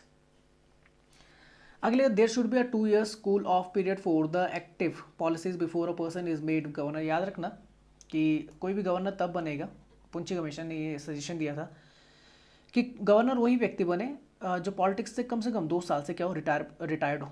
State chief minister should have a say in the appointment of the governor. Governors appointment should be done by a committee comprising the prime minister होना चाहिए, home minister होना चाहिए, speaker of Lok Sabha and chief minister of the concern state जहाँ पे वो नियुक्त करना है। For removal of the governor, the doctrine of the pleasure should end and the governor should not be removed at whim of the central government। याद रखना कि government कुछ सॉरी गवर्नर यानी कि क्या होता है कि थोड़ा सा बाउंड होता है। आज की डेट में आप देखते हैं कि गवर्नर को हटा दिया जाता है। जैसे आपकी पुदुचेरी की जो आपकी लेफ्टिनेंट गवर्नर थी आपकी किरण बेदी, उन्हें हटा दिया गया था, ठीक है ना। तो पुंछी कमीशन चाहता था कि सेंट्रल गवर्नमेंट उसे विम न कर पाए, मतलब उसे हटा ना पाए इतने आसानी से। Government should be removed either by the impeachment, जैसा क्या होता है प्रेसिडेंट के लिए होता है इम्पीचमेंट प्रोसेस होती है, और by the resolution the state assembly, या स्टेट असेंबली उसके लेके कर एक प्रावधान लेके आए। Convention of the making the governor as the chancellor of the university should end. अच्छा एक चीज़ और याद रखना कि लिखा हुआ ना convention of the making the governor as the chancellor of the university should end, ये अभी तक है पर हो नहीं पाया था। आप जानते हैं कि जितने भी आपकी यूनिवर्सिटीज़ होती हैं, सेंट्रल यूनिवर्सिटीज़ होती हैं, उनका जो चांसलर होता है, आपने सुना होगा कि वहाँ पे वीसी होता है। वीसी मतलब वाइस चांसलर होता है। चांसलर कौन है फिर? चांसलर हमेशा प्रेसिडेंट होता है, ये हमेशा याद रखिए। किसी भी सेंट्रल यूनिवर्सिटी का हमेशा जो आपका क्या होगा, चांसलर होगा, वो हमेशा प्रेसिडेंट होगा। और स्टेट यूनिवर्सिटीज़ का हमेशा जो चांसलर होता है गवर्नर होता है। बात समझ में? तो आपने वीसी का नाम सुना होगा, चांसलर होगा तो याद कर लेना। जैसे अभी जितने भी सेंट्रल यूनिवर्सिटीज़ है उनके जो चांसलर है अभी कौन है, रामनाथ कोविंद है। और कोई भी अगर स्टेट यूनिवर्सिटी है तो उसके चांसलर कौन होंगे, उससे रिलेटेड उस स्टेट से रिलेटेड गवर्नर। जैसे अगर मैं बात करूँ उत्तराखंड की, तो अभी जो स्टेट यूनिवर्सिटीज़ के जो चांसलर होंगे वो बेबी रानी मौर्य होंगी। अगर मैं बात करूँ किसकी, महाराष्ट्र की, तो कौन होंगे आपके, भगत सिंह कोश्यारी होंगे। अगर मैं बात करूँ किसकी, उत्तर प्रदेश की या मध्य प्रदेश की, तो प्रतिभा देवी सिंह पाटिल हो जाएंगी आपकी। तो ये आप याद कर सकते हैं। प्रतिभा देवी सिंह पाटिल क्यों बोल रहा हूँ यार मैं, आनंदीबेन पटेल यार। प्रतिभा देवी सिंह पाटिल तो आपकी फर्स्ट वुमेन प्रेसिडेंट थी, ठीक है ना। ये थी आपकी, ठीक इनसे पहले प्रणब मुखर्जी से पहले अभी कौन है, रामनाथ कोविंद, उनसे पहले प्रणब मुखर्जी, उनसे पहले थी प्रतिभा देवी सिंह पाटिल। अच्छा नेक्स्ट क्वेश्चन चलते हैं। Consider the following statement regarding the Vigyan Jyoti programme. It was launch by the department of the science and technology, बिल्कुल सही है। This programme was launch to encourage the girls to take the interest in the science and build the career, बिल्कुल सही है। दोनों सही हो जाते हैं आपके, बोथ फर्स्ट एंड सेकंड। पढ़ लेते हैं। लिखा हुआ है the second phase of the Vigyan Jyoti programme commenced on the occasion of the international day of the women and the girls in the science in the February 11, 2021 को मनाया गया। आगे लिखा it will spread the programme for the encouraging the girls to take the interest in the science and the build a career in the STEM. STEM का full form बता देता हूँ, science tech engineering mathematics बोला जाता है। To 50 more district adding to the existing 50 district across the country. ये आपका जो सेकंड फेज था, इसमें 50 जो पहले के स्टेट थे, 50 जो डिस्ट्रिक्ट थे उनके साथ 50 डिस्ट्रिक्ट और जोड़ दिए गए। 100 डिस्ट्रिक्ट में ये प्रोग्राम चलाया गया। तो सेकंड भी आपका सही हो जाता है, सेकंड आपका सही हो जाता है। लिखा हुआ है Vigyan Jyoti programme was launch by the department of science and technology to create the level playing field for the meritorious girls to pursue the STEMs. पहला भी आपका सही हो जाता है। It has been running successful in the 50 Jawahar Navodaya Vidyalaya since the December 2019 has now been expanded to 50 more JNV for the year 2021-22। 100 districts आपके हो जाते हैं जिनमें क्या जवाहर नवोदय विद्यालय आपका शामिल है। The programme addresses the under the representation of the women in the certain area of the stems as the first step of the programme has been started at the school level for the meritorious girls class 9 to 12 to encourage and empower them to pursue the STEM courses in the reputed institutions of the country. Vigyan Jyoti activities include the student parents, counseling, visit labs and the knowledge center, partners roles model, interactions, science camp, academic support classes, resources, material distribution and the tinkering activities. ये आपका ठीक है ना विज्ञान Jyoti programme. तो ये 100 district में आपका क्या हो गया, इंप्लीमेंट हो गया सेकंड फेज में। स्टेम का फुल फॉर्म होता है science technology engineering and the mathematics. पूछी जा सकती है स्टेम की फुल फॉर्म, तो याद कर लेना। अच्छा नेक्स्ट क्वेश्चन आता है आपका कि consider the following statement regarding the DigiLocker. ये दूसरी बार क्वेश्चन करा रहा हूँ मैं, ठीक है ना। तो लिखा it is an initiative under the digital India programme by the ministry of the electronics and the information technology. तो ये बिल्कुल सही है। जिसके आपके मिनिस्टर कौन है, जयशंकर प्रसाद, ठीक है। और issuer requester and the resident are the key stakeholder in the DigiLocker system. तो आपके कौन है, इश्यूअर रिक्वेस्टर एंड रेजिडेंट, तीनों आते हैं आपके, ठीक है ना। तो आपका बोथ फर्स्ट एंड सेकंड सही हो जाता है। तो लिखा हुआ है IRDAI, जिसको बोलते हैं insurance regulatory authority of India, is a circular dated the 9th February 2021 has the advise all insurance companies for the issuance of the digital insurance policies विया डिजिटल लॉकर। इसको बताऊंगा अभी आगे, ठीक है ना, पिक्चर के थ्रू। कि IRDAI ने ये बोला है कि सभी को एडवाइस किया कि जितने इंश्योरेंस कंपनीज के अंतर्गत आ जाए, ठीक है ना। ये भारत का डिजी लॉकर जो है ना, जैसा आपका गूगल ड्राइव नहीं, उसी तरीके का करता है, पर ये कैसा इंडियन मेड है। लिखा है DigiLocker is the initiative under the, जिसकी बात प्रधानमंत्री ने की थी कि अगर आपके पास जैसे आपके बाइक के पेपर्स हैं, जैसे बाइक के जो भी कार के पेपर्स हैं, जैसे आपका लाइसेंस है, ड्राइविंग लाइसेंस है, या आपके क्या है, आपके आरसी है, या फिर आपका क्या है, बोल सकते हैं इंश्योरेंस है, तो आप क्या कर सकते हैं, उसे क्या रख सकते हैं, आपका सॉफ्टवेयर फॉर्म में रख सकते हैं, सॉफ्ट कॉपीज़ के थ्रू रख सकते हैं, और अगर पुलिस आपको पकड़ती है तो आप उन्हें दिखा सकते हैं, तो आप डिज लॉकर में उन्हें रख सकते हैं। तो लिखा हुआ DigiLocker is the initiative under the digital India programme by the ministry of the electronics and the information technology, where the citizen can get the authentic documentation certificate in the digital format from the original issuers of these certificates. It aims at eliminating or the minimizing the use of the physical document. देखो physical document को minimize करना है, आप अपने जितने भी documents हैं उनकी soft copy रख सकते हो, and will enhance the effectiveness of the services delivery, making these hassle free and the friendly for the citizens. Next, लिखा होता circular also mentioned that the insurers should inform their retails policyholder about the DigiLocker and how to use it. In the insurance sector, DigiLocker will drive a reduction in the cost, elimination of the customer complaints relating to the non-delivery of the policy copy, improved turnaround times of the insurance services, faster claims process in the settlement, reduction in the dispute, reduction in the frauds, and the improvement in the customer contactability. Following are the key stockholder in the digital locker. तो issuers मैंने बताया था जिसकी बात करें तो entity issuing the e document to the individual in the standard format and the making them the electronically available. CBSE register office, income tax department, ये issuer हैं आपके। रिक्वेस्टर कौन कौन है भाई? Entity requesting secure access to the particular e document store with the repository. Universities, passport office, regional transport office ये आ जाते हैं। रेजिडेंट की बात करें, an individual who uses the digital locker served services based on the Aadhaar number. तो यहाँ पे दिखा देता हूँ मैं आपको, ठीक है ना। ये डिजी लॉकर है, आप लैपटॉप, एंड्रॉयड फ़ोन या आपका जो मोबाइल फ़ोन है, आपके टैबलेट्स हैं, उनमें इस्तेमाल, तीनों में इस्तेमाल कर सकते हैं। अगर आप गूगल के प्ले स्टोर में जाएंगे तो यहाँ पे लगभग 1 करोड़ से ज़्यादा आपके क्या डाउनलोड्स हैं डिजी लॉकर पर। National government division and the government of India का इनिशिएट है। इसमें आपको पहली चीज़ दिखिएगा, simple and the secure document wallet है। आप इस पर अपने डॉक्यूमेंट क्या कर सकते हैं, सेव कर सकते हैं। आधार कार्ड हो गया, ड्राइविंग लाइसेंस हो गया, फिटनेस सर्टिफिकेट हो गया, आईडी कार्ड हो गया, पैन वेरिफिकेशन रिकॉर्ड हो गया, आपका रजिस्ट्रेशन ऑफ द व्हीकल्स, ये सारे इसमें क्या कर सकते हैं, आप स्टोर कर सकते हैं। इसके बाद issued document to DigiLocker are legally valid in the IT act के अंतर्गत आप क्या कर सकते हैं, इसे आपका आधार कार्ड के थ्रू रजिस्टर कर सकते हैं। आप क्या कर सकते हैं, ड्राइविंग लाइसेंस को आप सिक्योर कर सकते हैं। और आप क्या कर सकते हैं, इसके थ्रू आप क्या कर सकते हैं, विड्रॉ भी कर सकते हैं, जिससे authentic digital document directly from the issuers. और यहाँ पे देखो, जैसे एयरलाइन ने बताया था, एडवाइस किया था कि यहाँ पे जितनी भी आपकी क्या होंगी बैंकिंग एंड इंश्योरेंस कंपनीज होंगी, वो भी आपको यहाँ पे प्रोवाइड करेंगी सर्विसेज। चलिए लास्ट क्वेश्चन चलते हैं। तो लिखा हुआ है, which of the following statement is are correct about the session of the parliament? The maximum gap between the 2 sessions in the parliament can not more than the 6 month. बिल्कुल सही है, 6 महीने से ज़्यादा किन्हीं भी 2 सत्रों के बीच में आपका गैप नहीं होना चाहिए, ठीक है। When the house is adjourned, ठीक है ना, जब स्थगित होता है without the naming a day for reasonable assembly, it is called the adjournment. तो इसे क्या बोलते हैं, आपका एडजर्नमेंट बोलते हैं। वैसे जब विदाउट नेमिंग अ डे होता है तो 2 कंडीशन आती है, एक एडजर्नमेंट आती है, एक आती है आपका एडजर्नमेंट साइन डी। तो उन दोनों के बारे में डिस्कस करेंगे अभी आपके। तो इसे पढ़ने से अच्छा है कि मैं पढ़ूँ किनको। देखो यहाँ पे जो आप जानने की वाली बात है, तो केवल पहला आपका क्या होता है, सही होता है।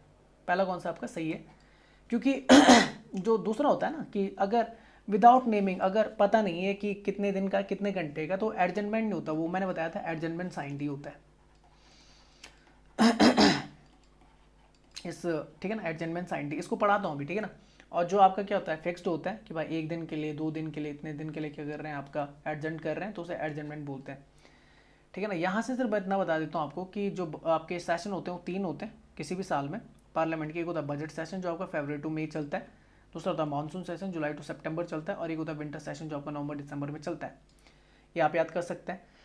यहाँ से पढ़ना स्टार्ट करते हैं। देखो यहाँ से लिखा हुआ समनिंग, पहला आता है बुलाना। बुलाता कौन है, प्रेसिडेंट। हमेशा याद रखना कि जो पहली आपकी क्या होती है, जब आपकी क्या होती है, गवर्नमेंट फॉर्म्ड होती है, छोड़ो गवर्नमेंट छोड़ दो, जब आपका पहला जो सत्र होता है, पहला जो आपका क्या होता है, बोल सकते हैं जो मीटिंग होती है पार्लियामेंट की, ठीक है ना, वो हमेशा कौन बुलाता है, वो प्रेसिडेंट बुलाता है। जैसा आपका यहाँ पे लिखा हुआ था बजट सेशन फरवरी टू मई, तो अगर मैं इसे पहला मान के चलूँगा तो इसे बुलाएगा कौन, समन कौन करेगा, प्रेसिडेंट करेगा। तो पहला दिन जो होता है वो उस दिन क्या करता है, राष्ट्रपति क्या करता है, संबोधित करता है। ये आपने याद करना है। तो लिखा हुआ summoning is the process of the calling the all member of the parliament to meet. The president summons each houses of the parliament for the time to time. The gap between the two session of the parliament can not exceed the 6 month which means the parliament meet at least 2 times in year. एक साल में कम से कम 2 बार तो मिलनी चाहिए। अब आती है एडजमेंट, तो इसे तो बोलते हैं आपका बुलावा, ठीक है ना। एडजमेंट मतलब होता है स्थगन। ये कौन करता है भाई, ये करता है आपका कौन, रिलेटेड जो आपका क्या होता है हाउस होता है उसका, या तो फिर कौन होगा, स्पीकर होगा, या फिर आपका बोल सकते हैं आपका चेयरमैन होगा। तो लिखा an adjournment terminate a sitting of the house. Sitting को मतलब जैसे आज का क्या कर दिया, स्थगन कर दिया। आज मीटिंग हो रही थी या क्या बोल रहा सत्र चल रहा था, उसको क्या कर दिया, टर्मिनेट कर दिया एक दिन के लिए। या फिर आप जानते हैं कि हो हल्ला हो रहा है तो 2 घंटे के लिए, तो ये कौन करेगा, तो लोकसभा में स्पीकर करेगा और राज्यसभा में आपका चेयरमैन करेगा। तो ये आप याद कर सकते हैं। The house then meets again at the appointment time to for the next sitting. तो जब भी होगा जैसे बोल देगा भाई 2 घंटे बाद मिलो, अगले दिन मिलो, 2 दिन बाद मिलो, 1 हफ्ते बाद मिलो, तो ये एडजमेंट होता है। The adjournment can be for the few hours, कुछ घंटे के लिए हो सकता है, कुछ दिनों के लिए हो सकता है, कुछ हफ्ते के लिए हो सकता है, depending on the specified time. If the adjournment is done sitting terminated without any time, इसके लिए यहाँ देखो अगर टाइम का डिस्कशन नहीं हुआ है तो वो बोला जाता है एडजमेंट साइन डी, ठीक है ना।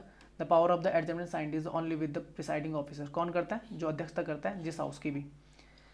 अच्छा, प्रोरोगेशन होता है सत्रावसान। अब सत्रावसान तो किसके हाथ में होता है, ये होता है आपका प्रेसिडेंट के हाथ में, जब सत्रावसान हो जाता है, ठीक है ना, एंड करते हैं सेशन का। तो लिखा हुआ है prorogation mean the end of the session, prorogation implies the end of the sitting as well as the session and not the dissolution of the house. याद रखना एंड ऑफ द सेशन होता है, dissolution नहीं, तो भंग नहीं होता, क्योंकि राज्यसभा कभी भंग नहीं होती। लिखा हुआ ना देखो, point to note, the Rajya Sabha is not dissolve as it is the permanent house, 6 साल के लिए फिक्स होता है term. Only the Lok Sabha is dissolve, केवल भंग कौन होती है, लोकसभा होती है।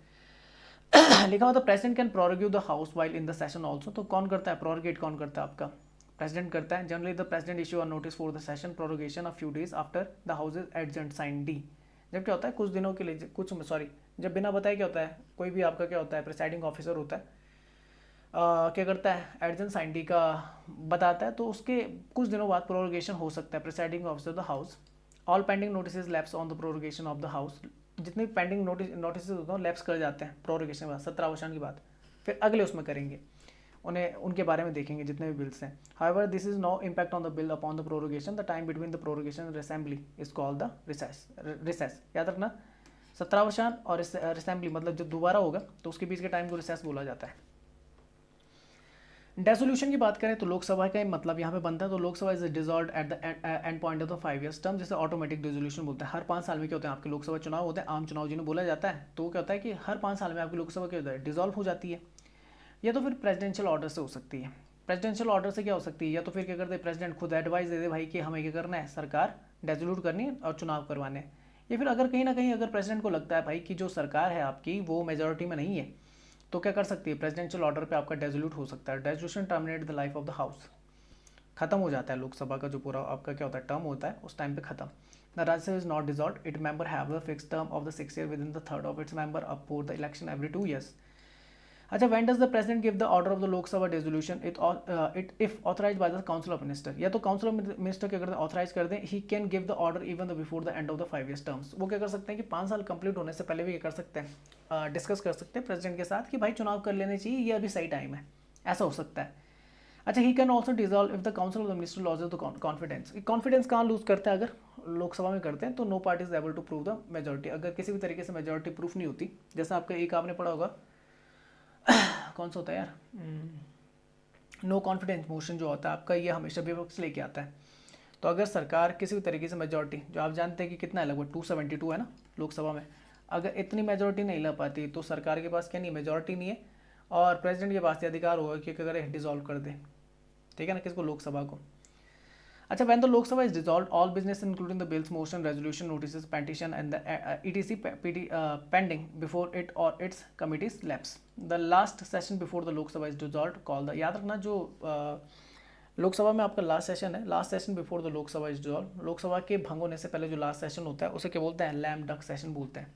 ये इंपॉर्टेंट है, last session of the before the Lok Sabha is dissolve, lame duck session. Only the president can dissolve the house, याद रखना कि डिजॉल्व कौन कर सकता है, प्रेसिडेंट ही कर सकता है। तो प्रोरोगेशन अगर देखो पॉइंट टू नोट, प्रोरोगेशन होता है तो प्रेसिडेंट के थ्रू होता है, रेजोल्यूशन प्रेसिडेंट के थ्रू होता है, एडजमेंट आपका प्रिसाइडिंग ऑफिसर के थ्रू होता है। जैसे स्पीकर और डेप्यूटी स्पीकर लोकसभा में आ जाता है, चेयरमैन डेप्यूटी चेयरमैन आपके राज्यसभा में आ जाते हैं। तो ये आप याद कर सकते हैं, ये यहाँ पे टर्म है एडजमेंट, प्रोरोगेशन, रेजोल्यूशन और समन, चारों मैंने बता दिया आपको, ठीक है ना। जैसे एडजमेंट है, एडजमेंट साइन डी है, तो इसके प्रिसाइडिंग ऑफिसर के पास होता है, प्रोरोगेशन, रेजोल्यूशन और समन ये तीनों किसके पास होते हैं, ये प्रेसिडेंट के पास होते हैं पावर।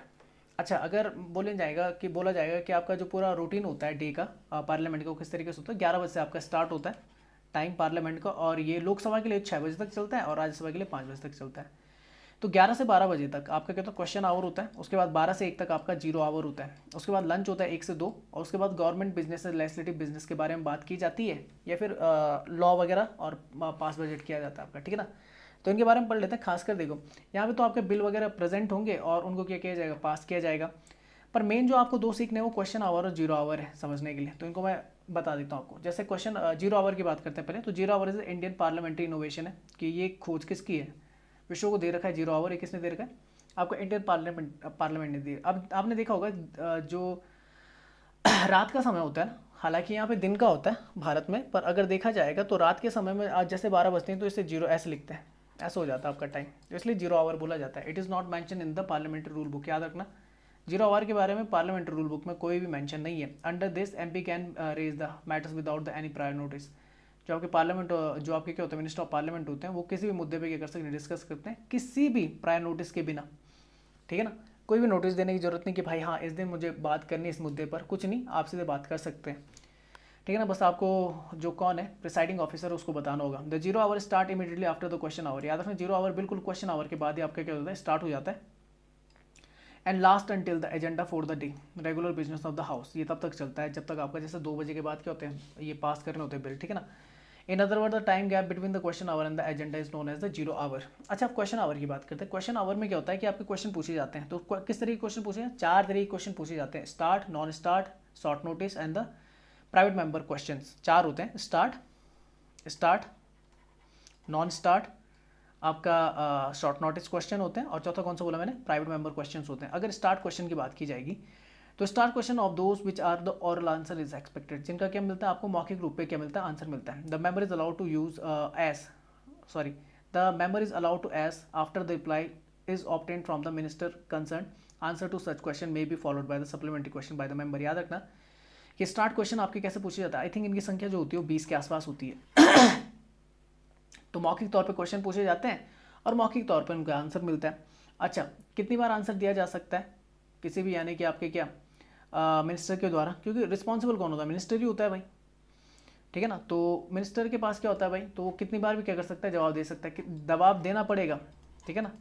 तो इसका जवाब उसे कई बार देना पड़ सकता है, यानी कि सप्लीमेंट्री क्वेश्चन क्या होते हैं, पुट हो सकते हैं। कि मान लीजिए क्वेश्चन पूछा, उसने आंसर दे दिया, फिर मैंने क्वेश्चन पूछा दूसरा, तो सप्लीमेंट्री क्वेश्चन आ जाएगा, तो पूछा जा सकता है।